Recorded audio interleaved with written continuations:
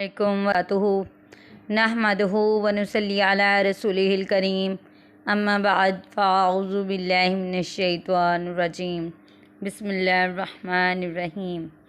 آج ہم نے 67 تا 66 اور 67 دونوں آیات ان کا ترجمہ تفسیر پڑھنا ہے۔ سٹارٹ کرتے ہیں۔ اعوذ باللہ من الشیطان الرجیم۔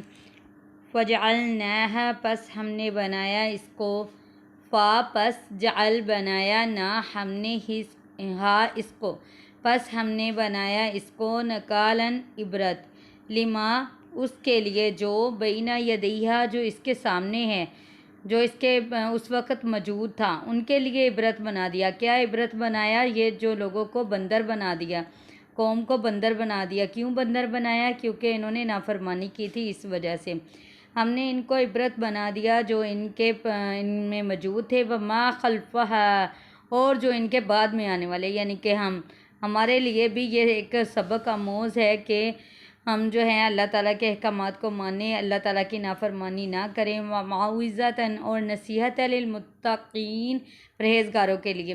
یہ پرہیزگاروں کے لیے اس لیے کہا گیا ہے کہ کیونکہ اس سے جو استفادہ حاصل کرتے ہیں وہ صرف پرہیزگار ہی ہیں، وہ جو اللہ تعالیٰ سے ڈرنے والے ہیں، جو اللہ تعالیٰ کی اطاعت کرنے والے ہیں، جو اللہ تعالیٰ کے فرما بردار بندے ہیں، وہی اس سے جو استفادہ ہے وہ حاصل کرتے ہیں۔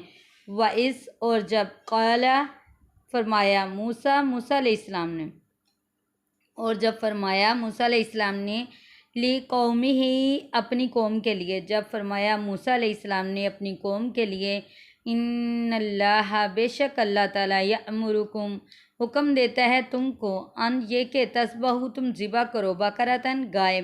اور جب موسیٰ علیہ السلام نے اپنی قوم سے آ کر کہا کہ اللہ تعالیٰ کا یہ حکم ہے کہ تم ایک گائے کو ذبح کرو، تو انہیں چاہیے تھا کہ ایک گائے ذبح کر دیتے، لیکن انہوں نے کیا کیا؟ انہوں نے طرح طرح کے سوالات کیے۔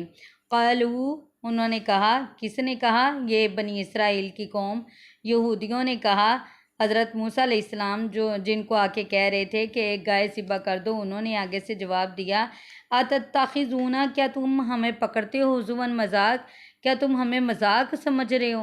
قالا فرمایا، اعوذ باللہ میں پناہ میں آتا ہوں اللہ تعالیٰ کی۔ یہ حضرت موسیٰ علیہ السلام اپنی قوم سے کہہ رہے ہیں کہ میں اللہ تعالیٰ کی پناہ میں آتا ہوں، ان یہ کہ اکونا میں ہو جاؤں من الجاہلین جاہلوں میں سے، یعنی کہ میں اس طرح اگر مذاق سمجھوں تو میں جاہلوں میں سے نہ ہو جاؤں۔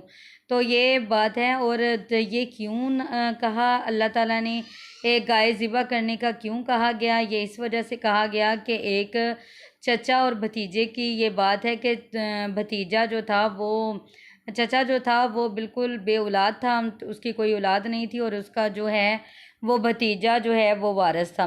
اب بھتیجے نے کیا کیا کہ چچا کو میں مار دیتا ہوں اور ساری جائیداد خود ہڑپ کر لیتا ہوں۔ تو اس نے کیا کیا؟ اس نے اپنے چچا کو مار کر تو لاش جو ہے وہ کسی کے گھر کے سامنے پھینک دی۔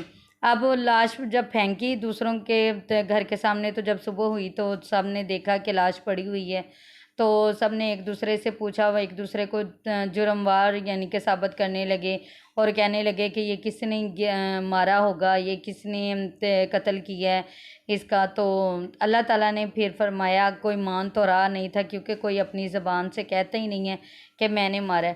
تو اللہ تعالیٰ نے فرمایا، حکم دیا موسیٰ علیہ السلام کو کہ اپنی قوم سے کہو کہ جو ہے گائے ذبح کریں۔